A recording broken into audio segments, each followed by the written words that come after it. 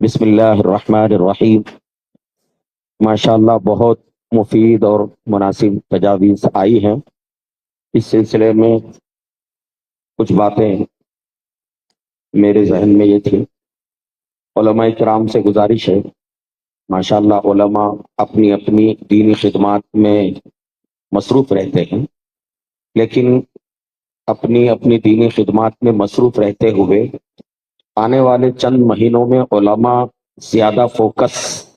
یہ وقت ترمیمی بل کی جو مہم ہے اس پر زیادہ فوکس کریں۔ اگر اس کے لیے کچھ اپنی مصروفیات میں کمی بھی ممکن ہو تو کریں۔ اور دوسری یہ بات بھی ذہن میں ہے کہ ہم اپنے عوام کو خاص طور پر جہاں انہیں باشعور بنانے کی ہمیں کوشش کرنی چاہیے، وہیں ان کو اس بات کی بھی تلقین کرنا ہے کہ رجوع اللہ کا اہتمام ہو اور اپنے گناہوں سے توبہ کرنے اور اللہ تعالیٰ کی طرف متوجہ ہونے کا خاص طور پر اس میں اہتمام ہو۔ اور ایک بات یہ بھی ہے کہ وقف بل سے متعلق جیسے صدر صاحب دامت برکاتہم نے بتایا، وقف بل سے متعلق ماشاءاللہ گزشتہ 2-3 مہینوں میں بڑے اچھے مضامین اخبارات میں سوشل میڈیا میں آئے ہیں۔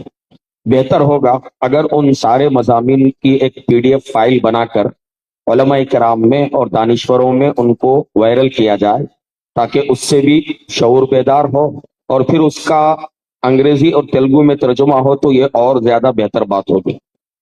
اس سلسلے میں ایک بات یہ بھی ہے کہ ہمارا یہ جو احتجاج ہے یہ مسلسل چلتا رہے، ایسا نہ ہو کہ ایک آدھ مہینے کے بعد ہم تھک جائیں، بلکہ جس طرح کسان بل کے ذریعے